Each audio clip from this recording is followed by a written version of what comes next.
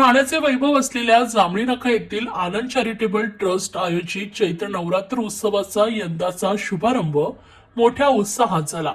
यंदाचे 31वे वर्ष आहे। श्री छत्रपती शिवाजी महाराज मैदानात देवीच्या भव्य मंडपाचे भूमिपूजन शिवसेना उद्धव बाळासाहेब ठाकरे पक्षाचे नेते आणि माजी खासदार राजन विचारे यांच्या हस्ते संपन्न झाले। दरवर्षीप्रमाणे यंदाही या उत्सवाची जय्यत तयारी सुरू झाली असून सर्वांच्या अकीला धावणारी अशी ख्याती असलेल्या या देवीच्या दर्शनासाठी ठाणेकर सज्ज झालेत। या प्रसंगी राजन विचारे यांच्यासोबत त्यांच्या पत्नी नंदिनी विचारे यांनी विधिवत पूजा करून आरती केली आहे। यावेळी उपजिल्हा प्रमुख प्रदीप शिंदे, शहर प्रमुख अनिश गाडवे, ठाणे महापालिका नगरसेवक शहाजी खुसपे, माजी नगरसेवक संजय दळवी, मंदार विचारे, मयूर पवार, अशोक जाधव, महेंद्र पाटील, अमोल हिंगे, सचिन घाटवळ, व्यंकट कांबळे, प्रशांत सातपुते, राजू मोरे, धोंडू मोरे, रवी लोंढे, सुधीर बेलोसे, महेश ठोंबणे, विनायक आंबेकर, हेमंत व्यापारी, विनोद यादव, प्रशांत भुईमकर, वरुण मानकामी, संजय कर्णिक, गफार मुजावर, दिनकर पाचंगे, अशोक गोलप तसेच वाघमारे, अरुण खेतले, महिला आघाडी प्रमिला भांगे, राजश्री सुर्वे, अर्पणा भोईर, पांजारे आणि इतर अनेक महिला पदाधिकारी मोठ्या संख्येने उपस्थित होत्या।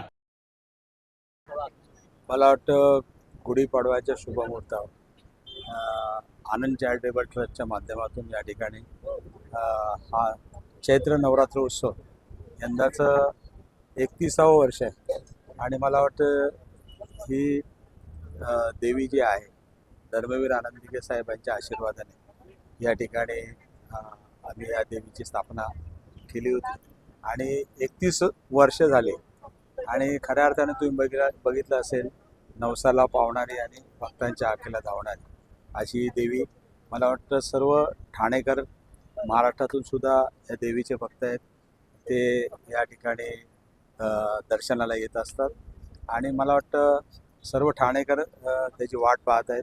गुढीपाडव्याच्या दिवशी त्या देवीचं आगमन होणार आहे आणि रामनवमीला या कार्यक्रमाची सांगता होणार आहे।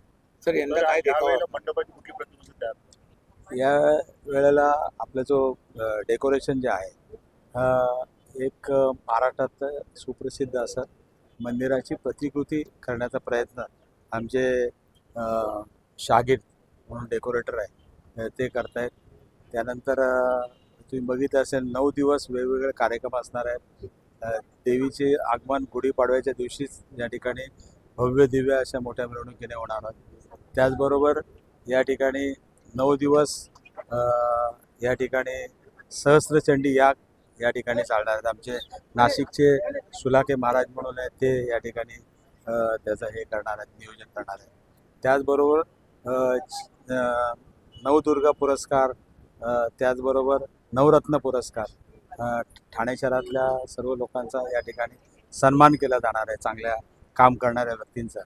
त्याचबरोबर तुम्ही बघितलं असेल की या ठाण्यामध्ये वेगवेगळे विविध कार्यक्रम, तुम्हाला माहिती असेल ठाण्यामध्ये ठाणे शहर एक सांस्कृतिक शहर आहे आणि या सांस्कृतिक शहराची परंपरा जपण्याचं काम आनंद चॅरिटेबल ट्रस्टच्या माध्यमातून गेले 9 दिवस सर्व समाजाला एकत्र करण्याचं काम या माध्यमातून होत आहेत। पहिल्या दिवशी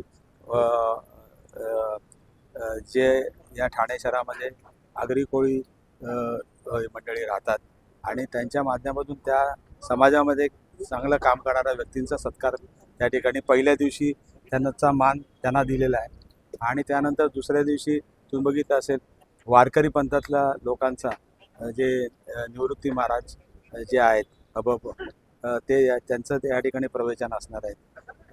दुसऱ्या दिवशी तिसऱ्या दिवशी उत्तर भारतीयांचा कार्यक्रम असणार आहे, त्या समाजात केलेल्या चांगल्या व्यक्तींचा गौरव करणार आहे। त्यानंतर तुम्ही बघितलं असेल नवरत्न पुरस्कार आहे, महिलांसाठी गोंडला आहे आणि रामनवमीच्या निमित्ताने त्या ठिकाणी कार्यक्रम आहे। असे विविध कार्यक्रम 9 दिवस सर्व समाजाला एकत्र करून उत्तर भारतीयांसाठी सुद्धा या ठिकाणी कार्यक्रम होणार आहे। असा 9 दिवस भरगतचा असा कार्यक्रम या ठिकाणी होणार आहे। नागरिकांना काय आव्हान? मला वाटतं ठाणेकरांनी ह्याच्यामध्ये सहभाग घ्यावा आणि देवीचा आशीर्वाद घ्यावा।